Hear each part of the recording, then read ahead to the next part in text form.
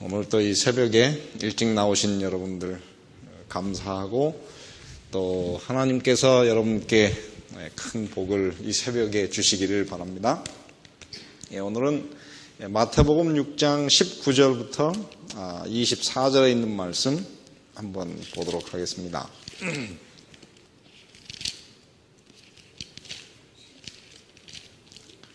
마태복음 6장 19절부터 19절부터 24절에 있는 말씀을 읽도록 하겠습니다.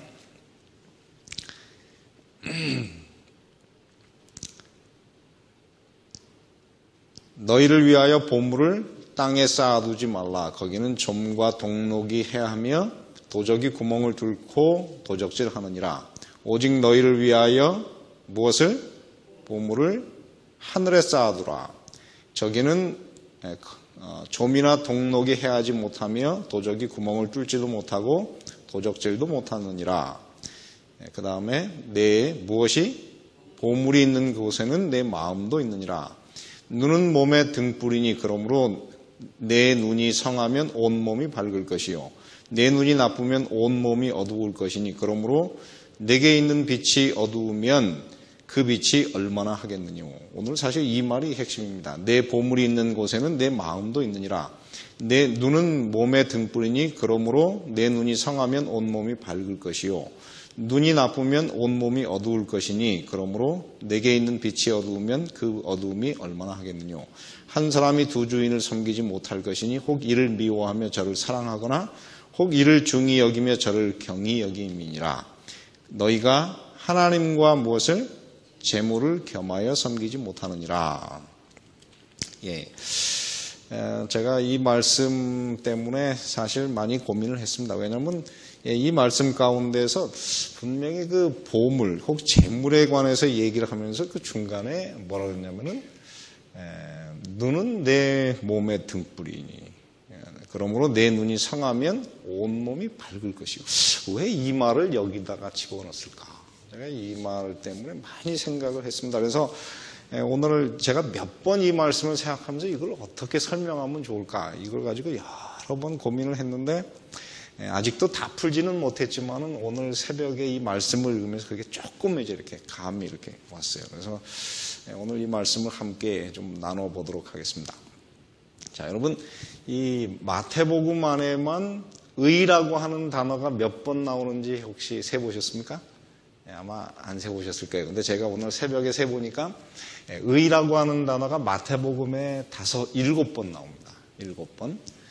이 의라고 하는 것이 왜 중요하냐 그러면은 사도 바울이 이 단어를 써가지고 아주 이 기독교 신학에서는 너무 유명하게 된 단어인데 이 단어가 왜 그렇게 중요하냐면 이거는 하늘나라에 들어가는 사람들의 마음속에 반드시 이루어져야 될 것이 바로 한 단어로 요약하면 그것이 뭐냐면 의입니다. 그죠? 사실 사랑이라고 하는 단어를 많이 쓰지만은 이 사랑이라고 하는 단어보다 사실은 더 포괄적인 단어가 의라고 하는 단어예요. 그래서 베드로후서 3장 13절입니까? 12절에 보면은 우리는 의에 거하는 바 새 하늘과 새 땅을 어떻게 갖다 놨습니까? 바라본다. 그래서 이 의는 어디에 사실은 존재하는 거냐면 하늘에 존재하는 거예요. 그래서 하늘나라를 한마디로 요약하면 의예요. 그리고 그 나라에 들어가는 사람들의 마음속에 이루어져야 될 것이 바로 의입니다. 그런데 이 의라고 하는 단어가 마태복음에서 집중적으로 나온 것이 있습니다. 7번 중에 5번이 어디에 나오냐면 이 산상보훈에 나와요. 산상보훈에 특별히 마태복음 5장에 우리가 이제 다 한번 생각했던 마태복음 5장에 3번 나오고 그 다음에 오늘 우리가 이야기하는 이 마태복음 6장에 2번 나옵니다. 2번의 그 첫 번째 단어가 어디에 나오느냐면 마태복음 6장을 시작하는 곳에 이 단어가 나오고 또 하나는 마태복음이 끝나는 곳에 한 번 또 나와요. 그래서 마태복음 6장에 2번 나옵니다. 마태복음 6장 1절에 보면은 이렇게 시작했습니다. 사람에게 보이려고 그들 앞에서 너희의 무엇을?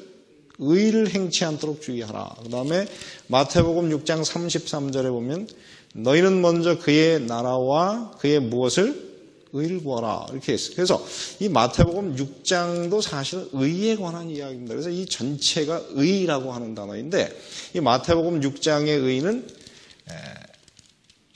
생활 속에 나타나는 의라고 해야 될까요? 아니면 행동 속으로 나타나는 의라고 얘기해야 될까요? 그래서 이 마태복음 6장에는 5개의 의에 관한 이 생활 속에 나타나는 의를 5가지를 얘기하고 있습니다. 첫 번째는 구제에 대해서 이야기하고, 두 번째는 기도에 관해서 얘기하고 있고, 세 번째는 무엇을 하고 있습니까?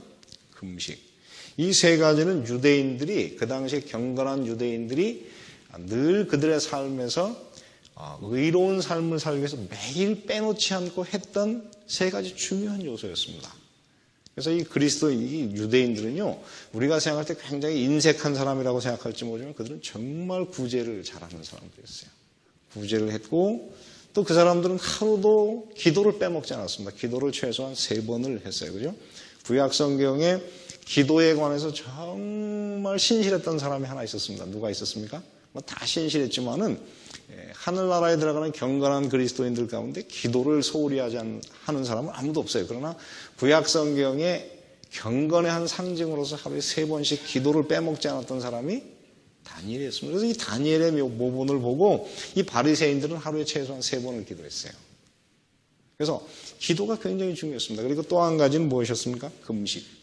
그래서 이 3가지가 굉장히 중요했는데, 그 다음에 이것을 이야기한 다음에 4번째로 이야기한 것이 뭐냐면, 너희 재물이라고 하지 않고 뭐라고 했습니까?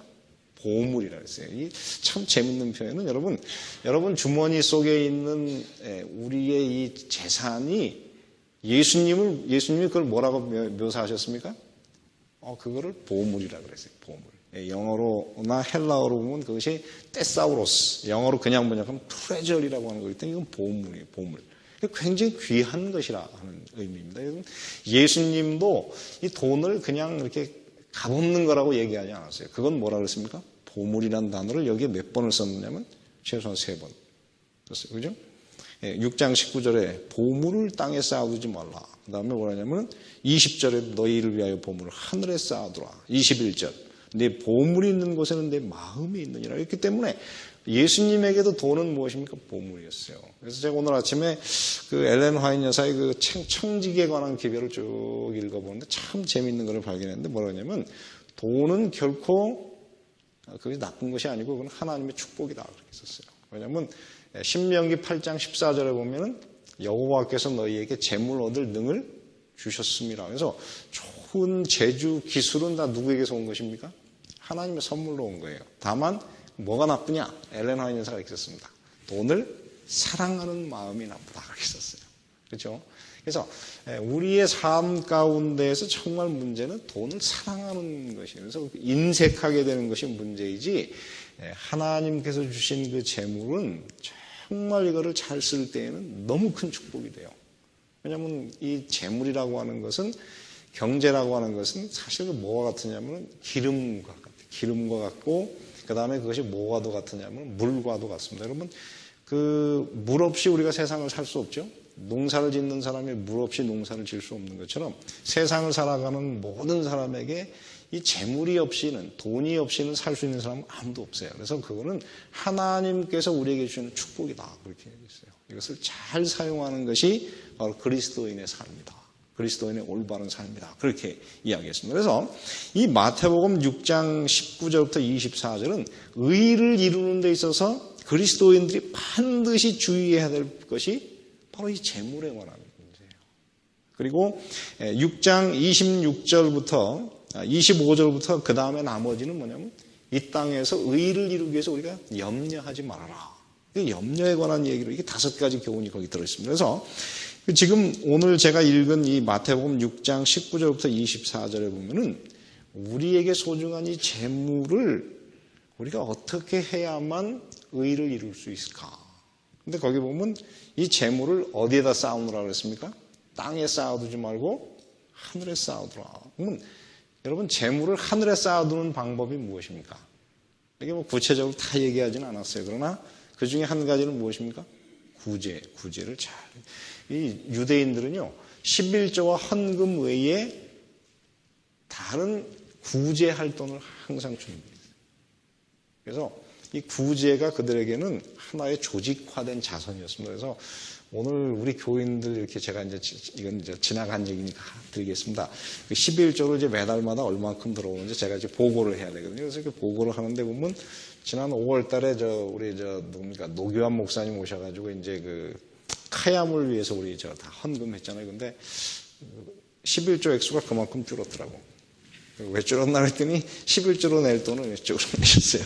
근데 그건 아니에요. 성경에서 보면은 그거는 올바른 방법이에요. 11조는 그 소유권을, 이 재물에 대한 소유권이 누구에게 있다는 거예요? 하나님께 있다고 하는 것을 우리가 인정하는 것이기 때문에 그거를 하나님께서 구분하라고 하는 거예요. 그리고 그 외에 다른 것을 가지고 우리가 자선을 하라는 것입니다. 그런데 이것이 바로 경건한 그리스도인들에게 초대교회부터 지금까지 없을 수 없어요. 왜냐하면 초대교회 이미 12사도들은 무엇을 했습니까? 오직 말씀을 전하고 기도하는 일에만 전무했기 때문에 그러면 누군가가 그들의 생계를 책임져 줬어요. 근데 그것이 바로 교회에서 11조를 통해서 그 사람들에게 먹을 것을 공급했어요. 그러면서 교회가 잘 됐다고 하는 얘기를 우리가 지난 사도행전 6장을 공부할 때 얘기했기 때문에 이 모든 것들이 그리스도인의 삶에 이거는 아주 당연한 거였어요. 그런데 오늘 우리가 이 그리스도인의 삶에서 이 보물을 하늘에 쌓아두는 것은 뭐냐면 구제, 11조, 헌금. 이거예요. 이걸 통해서 우리가 하늘에 쌓아두는 것입니다. 그래서 이것이 오늘 그리스도인의 삶에 왜 그렇게 중요한가? 왜 그렇게 중요하냐면 여러분 이 땅에서 우리가 하늘나라에 들어가는 데 있어서 이기심이나 탐심을 가지고 하늘나라에 들어갈 수 있습니까? 그건 없어요. 그죠? 탐심은 우상숭배라고 그랬어요. 이기심은 그 뭐냐면 그 중심에 누가 있는 것입니까? 내가 중심에 있는 것이기 때문에 이 이기심이라고 하는 죄를 극복하는 방법을 하나님께서 우리에게 주신 방법이 뭐냐면 헌금 제도였습니다. 그래서 저는 그렇습니다. 정말 우리가 이게 돈을 드릴 때에 이건 보물이지만은 이 보물보다 우리가 무엇을 더 소중히 생각한다고 하는 것입니까? 하나님을 더 소중히 생각한다고 하는 그 개념으로 우리가 사실 이 11조를 드리는 거예요. 그래서 이게 쉬운 도전은 아닙니다. 저희 집사람을 제가 보면 저희 집사람이 진짜 보물이 있어요. 우리 집사람에게 보물이 뭔가 그랬더니 제가 이제 널서 이렇게 방문 가면 저 집사님들이 거기 저를 생각하는 거죠. 저희 집사람을 생각하는 건지 모르지만 이렇게 꽃을 줘요. 근데 꽃 중에 이렇게 집사람이 좋아하는 게 올키드 꽃을 참 좋아해요. 근데 그래가지고 저는 솔직히 미적인 감각이 그렇게 뛰어난 사람이 아닙니다. 그런 감각이 별로 없어요. 그래가지고 들어오면은 옆에 주변에 좀 잘 가까이 지내고 싶은 사람들이 있으면 하나씩 이렇게 갖다 주라 그래요. 근데 집사람은 그걸 되게 싫어해. 그까짓 뭐 하나 해봐야 뭐 그것도 공짜로 얻은 건데 좀 갖다 주면 어때요? 근데 절대로 안 갖다 주려고 그래. 물론 이제 제가 갖다 주라 그러니까 갖다 주는데 왜 그러냐면 이 꽃을 볼 때 제가 그래서 왜 그렇게 좋아하는데 이 꽃을 볼 때마다 얼굴이 이렇게 환해. 집사람이. 그냥 꽃을 보는 순간 거기서 뭐 엔돌핀이 나오는 거예요. 저 사람에게는 꽃이 보물이에요. 근데 그 좋은 거를 남에게 주려고 그러면 너무 힘든 거라. 근데 하나님께서 뭐라냐면 그 보물을 나에게 달라고 그렇게 얘기했어요. 그래서 여러분 우리가 소중하지 않기 때문에 하나님께 드리는 게 아니고 어떤 게 정말 좋아하는 거지만 이것보다 무엇을 더 좋아하기 때문에 하나님을 더 사랑하기 때문에 우리가 드리는 거예요. 그래서 여러분 여기 성경에 뭐라고 했습니까? 내 보물이 있는 곳에 무엇도 있다 그랬어요? 마음도 있다. 그 얘기는 우리 마음속에 진짜 하늘나라가 있는가? 그거를 표현하는 방법이 뭐예요? 여러분 진짜 하늘나라에 있는 사람은 그 재물을 하늘에 바쳐요. 그래서 하늘나라를 중요하게 생각하지 않는 사람은 재물을 하나님께 드릴 수 없어요. 저는 그렇게 생각합니다.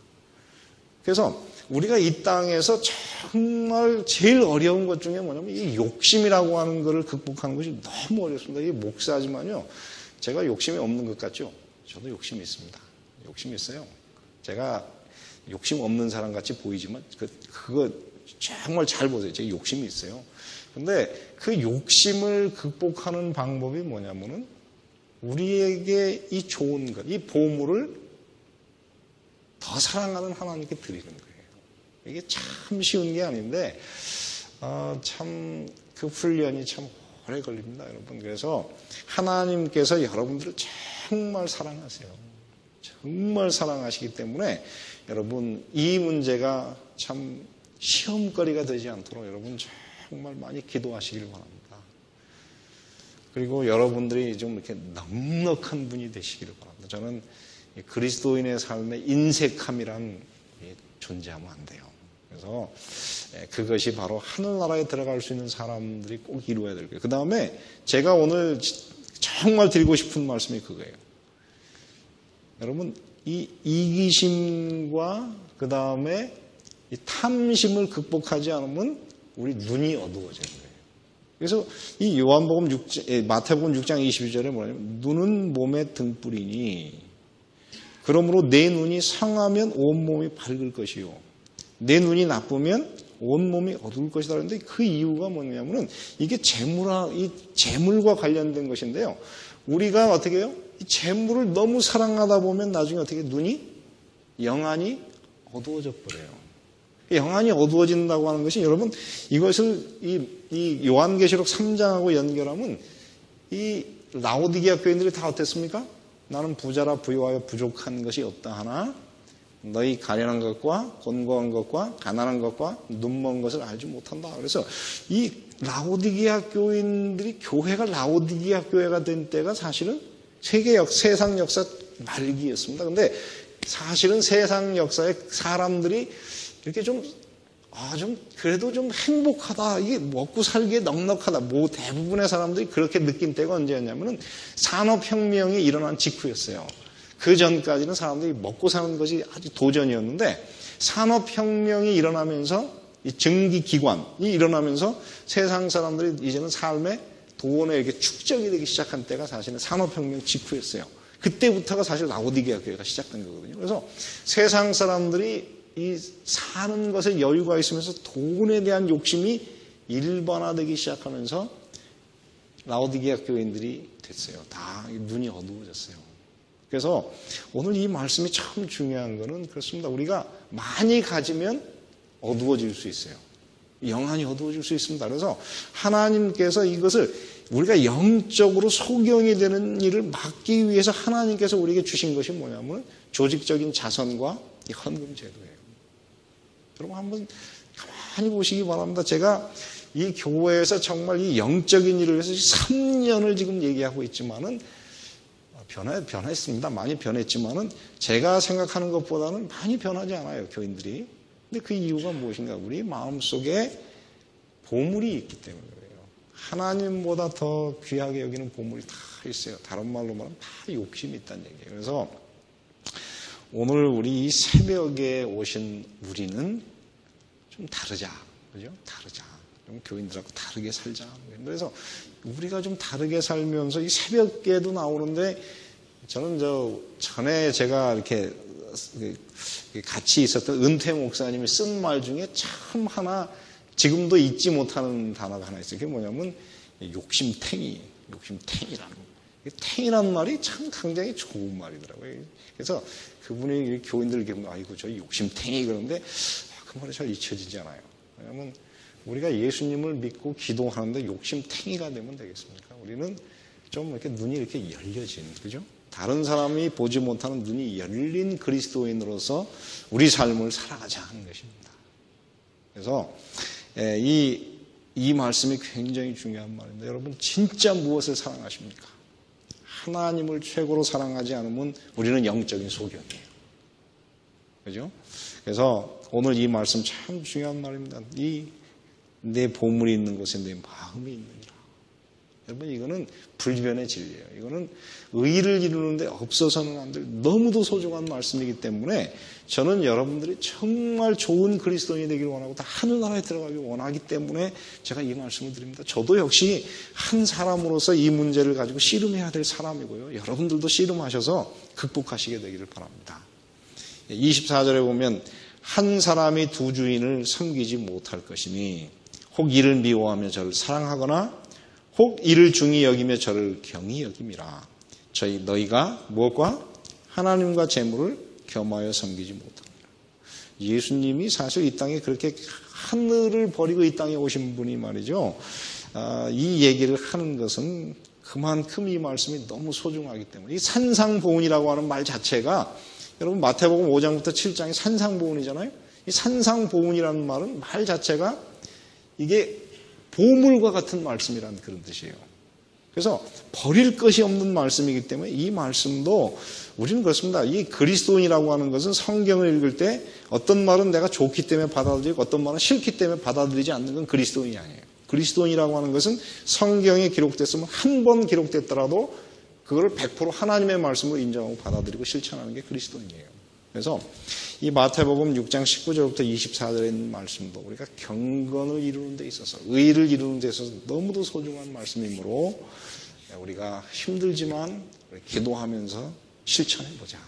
그래서 우리가 정말 이 영안이 열린, 그죠? 영안이 열린 성령이 충만한 그런 그리스도인들이 됐으면 좋겠다 하는 것입니다. 저는 제가 목회하는 교회 모든 교인들이 정말 이렇게 경건으로 익어가는 성숙한 그런 그리스도인이 되기 원합니다. 그래서 제가 새벽마다 우리 교인들을 위해서 기도합니다.